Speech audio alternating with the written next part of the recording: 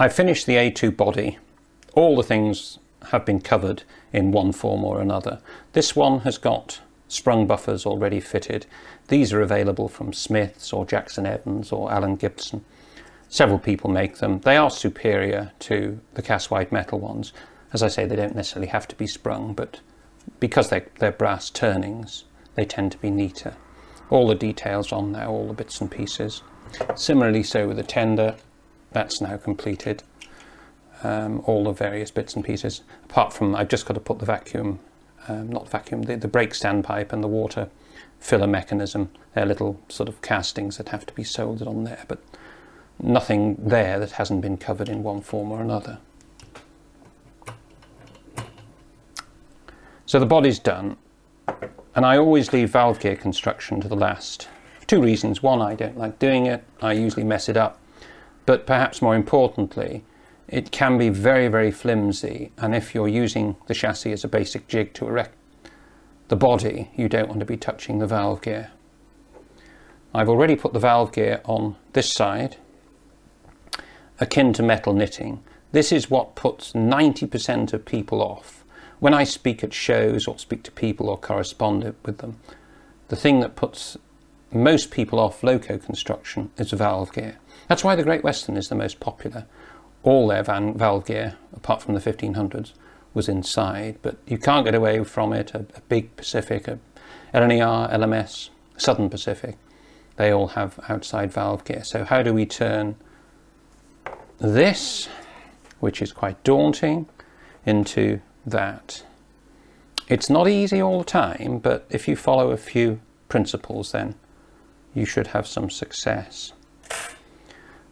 The LNER adopted a 3-bar slide bar, and it consists of an etching which I've taken from the parent fret, and the crosshead and piston rod are white metal. You can get replacements, brass replacements, but I've built hundreds literally of these and they've never worn out, but they don't fit. That should fit into there, and there is no chance. That is too fat and that is too thin, so it's a question of taking a bit out of each. Now you can't get a file in there. I don't think there's a file made that will fit that slot, so you have to do a series of pairings. Using the Swan Morton blade, keep on pairing away, bit by bit, always away from your fingers. It's really a question of just doing it a little bit at a time. And you take the excess off the slide bar slipper by filing. Now do this very, very gently. All too easy to go too far and completely mess it up, until you arrive at this happy state of affairs whereby that slides in and out of that without any trouble. Now you have to capture it, and it's an ingenious piece of design. You've got a double etch there, so clamp that in the jaws of these snipe nose pliers, bend like so. You've got another piece there, and then squeeze the two together. With luck, they will join. What you do then is end up with, a captured joint. Don't solder it now because you haven't got the piece in. What you have to do, just clean it up a bit, trap the crosshead slipper, get it the right way around, in there. Now you'll notice it's tight at that point. That's always going to happen. It's because that has closed up a little bit too much. So go back to it. Don't do too much, otherwise it will fracture. And pinch a bit more. There we go. I think that's done it. Put it back in. A lot of this is very unscientific, but it should be able to slide without, can you see? Just by gravity. There's no interference now. and make sure that is retained. It's the same principle on all cylinders valve gear. This is slightly different to the Great Western one, but the ideas are the same. So although I didn't show you how to make it on the 61XX, just how to fit it, the basic idea of making sure that there is no friction at source is crucial. Fingers begin to give you a bit of pain by now, but never mind. And then just, you don't want too much slop. It's a little bit of,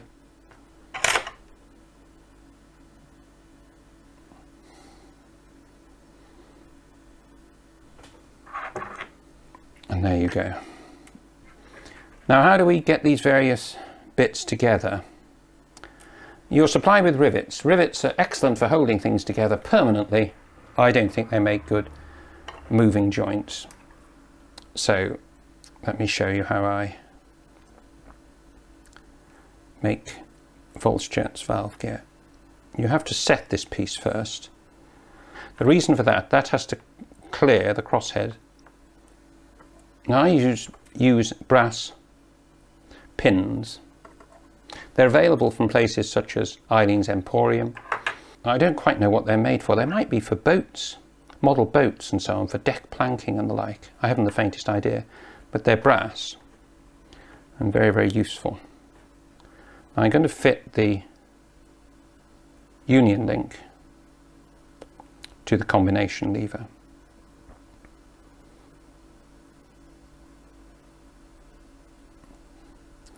These have been drilled clearance, not a generous clearance, but a reasonable clearance. Use the paper washer idea. Make sure you've got the pieces the right way around. It's all too easy to put it all together back to front, sideways. And then you really have a horrible job. Now, somewhere it will recommend that you hold all this with tweezers or clamps and so on.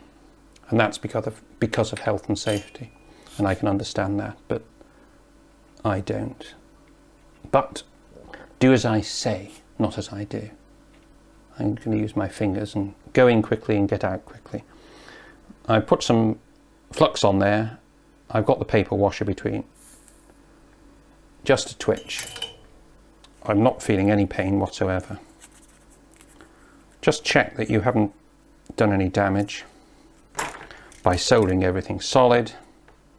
Snip that off and dress the back. The solder should have gone all the way round. You don't need to find it absolutely flush, but it helps if you've got it a certain amount. Tear off the paper washer. And there you are. There's the first part of our valve gear. Now there are about 13 joints on either side, so even with my dodo maths, that's 26. 26 chances of soldering everything solid. I'm not going to do 26, that would take up 4 or 5 hours of the video. This is always going to be a fiddle, and don't expect to rush this. To reach this stage is probably about 4 hours work with lots of experience. And it's all held together in exactly the same way as that single joint you can see. Metal spaghetti.